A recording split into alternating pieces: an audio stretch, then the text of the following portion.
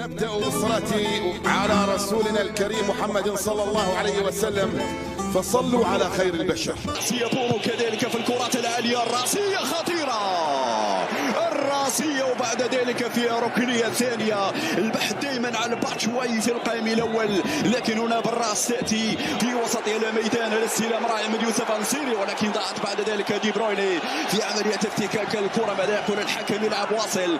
غانم سايس يستلم هذه الطابعة التي يتواجد فيها الكروات، إضافة إلى منتخب كندا الذي أرسل إشارات قوية بأنه لا يقل قيمة وشأنا عن بلجيكا. وعلي المرة الأخرى كم كانت صعبة الكرات البينية. أنا قلت بأن المنتخب البلجيكي نقطة القوة في الجهة اليسرى. صحيح يغيب كاراسكو، لأن كاراسكو لا يدرج ضمن التشكيل واحد عندما تكون الكرة للمنافس. دي بروين يحاول المرور وفيها صافرة. هذه الأخطاء اللي تكون خطيرة جدا على مرمى ياسين بونو على مشارف منطقة الجزاء. لا إمكانية التسديد، مرفوع الكرة، سايس في نهاية المطاف. سايس في نهاية المطاف، ولدينا ركنية نعم أخرى لفائدة المنتخب البلجيكي. ألدر فيرل جهة اليسرى ناحية اللاعب تورغان أزار. تورغان ستلعب الجانبية. هنا الكرة الأمامية باتشواي، الكرة محمدي، حذاري المحمدي. هنا الكرة من أونانا بالراس، ولكن علت المرمى مباشرة تخرج أوت. وصلت الكرة في الجهة اليمنى. ماذا تفعل يا حكيمي؟ ماذا تفعل يا حكيمي؟ لحسن الحظ منير المحب بدون المساحات، ولما أقول المساحات فهنا أقصد بدرجة بعملية الاختراق. وصلت من جديد، فيها إمكانية تسديدة. التسديدة الأولى يا زياش، الومضة الأولى يا زياش، اليسرى الأولى يا زياش، ولكن أعلت مرمى.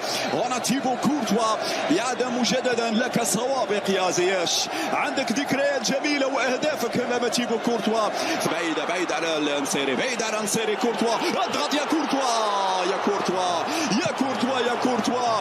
النصيري كان ممكن يخطف هذه الكرة بالراس. غير مسيس المرابط يوقف الكرة. حذر يا مرابط، خلفك اللاعب المحمدي بعد المباراة الأولى لياسين بونو في خطأ، وبالتالي ضربة حرة لفائدة المنتخب المغربي. على ماذا تحتاج يا منية الميدان؟ ولاحظ معي الصورة دائما تتكرر. الأربعة على الطرف الأيمن، حكيمي في عملية الصعود، يلعب في ظل المدافع في وضعية التسلل. يقول الحكم أول حالة تسلل تسجل على المنتخب المغربي. حكيم سر ومرفوع الكرة وبالراس وخطيرة. ممتاز هذه الهجمة. بوفال في الكنترول، وبوفال في المراوغة، وبوفال في التحضير على سيرفع الكرة داخل منطقة الجزاء. نعم كرة مرفوعة ممتازة. موري كاستانيي، وكرة في وسط الميدان. برافو برافو برافو برافو برافو. هنا التدخل كان سليم. هنا التدخل كان سليم. في لحظة باتشواي رجعت مرة أخرى مغربية. أناحي وفي خطأ يقول الحكم، في مخالفة لفائدة المنتخب البلجيكي. مشاهدينا الكرام، دي برويني مرر الكرة لمونير المحمدي في متابعة هذه الكرة. نعم شوف هنا الفراغ الذي ترك في الجهة اليمنى. تناديك يا زياش، الشباك تناديك يا زياش.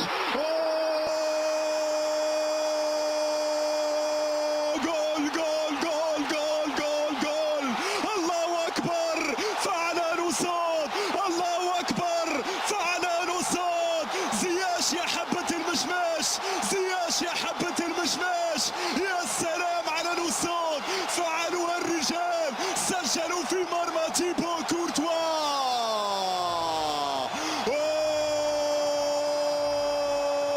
يذهب إلى الفار.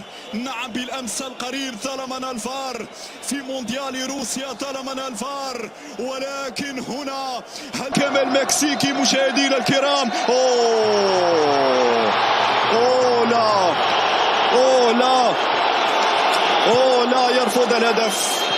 يرفض الهدف في هذه اللحظات. فيها التسلل، الحكم يرفض الهدف في هذه اللحظات. شكرا جواد. حكيم زياش غير محظوظ، سجل هدفا مباشرة من الضربة الحرة وغلط فيها الحارس كورتوا. زياش وسط 3 لاعبين. الحكم ماذا يقول؟ هل كان في تدخل قبل ذلك؟ عموما الكرة توصل بعد المضي قدما. لا شيء مستحيل تقول لي بأن بلجيكا مصنفة ثانيا على العالم، ولكن في حدث مثل كأس العالم وزار هازار سدد. برافو المحمدي في أول اختبار مع بداية الشوط المباراة الثاني. هنا اليمينية والتموضع كان ممتاز من منير المحمدي. هذه كورتك يا زياش ممتاز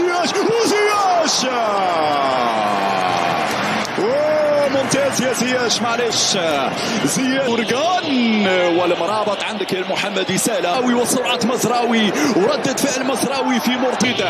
الكرة ترفع بالراس لكن مرت عالية دون خطورة على مرمى الحارس منير المحمدي. الصور على أونانا ريا أم لا حتى تسديدة ومباشرة إلى ضربة مرمى مزراوي اللي جرب حظه.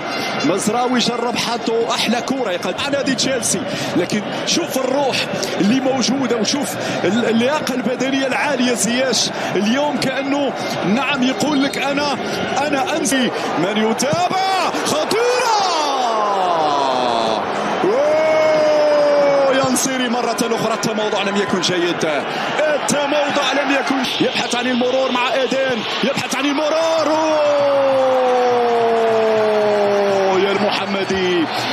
يا المحمدي برافو. امام المنظر الجميل في المدرجات. تغييرات الان. يحيى عطية الله والصابري. نعم الصابري في الوسط، يحيى عطية الله على الجهة اليسرى. اتوقع المزراوي الان يخرج، يدخل يحيى عطية الله. الكرة طلع الكرة ما يمرش ما يسددش. المحمدي والصافرة تأتي من المكسيكي. هذه الصورة كرة باتشوياي. بوفال يخرج يعني اوكي يعني التغييرات. المدرب وليد عنده رؤيته وعنده قراءته. ضربة حرة جانبية 6 لاعبين مغاربة.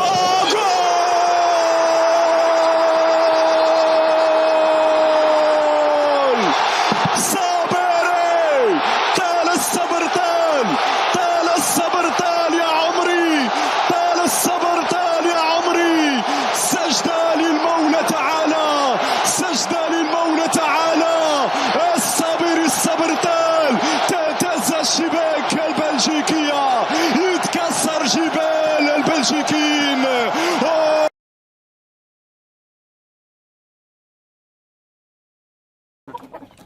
لحظة واحدة يا جماعة.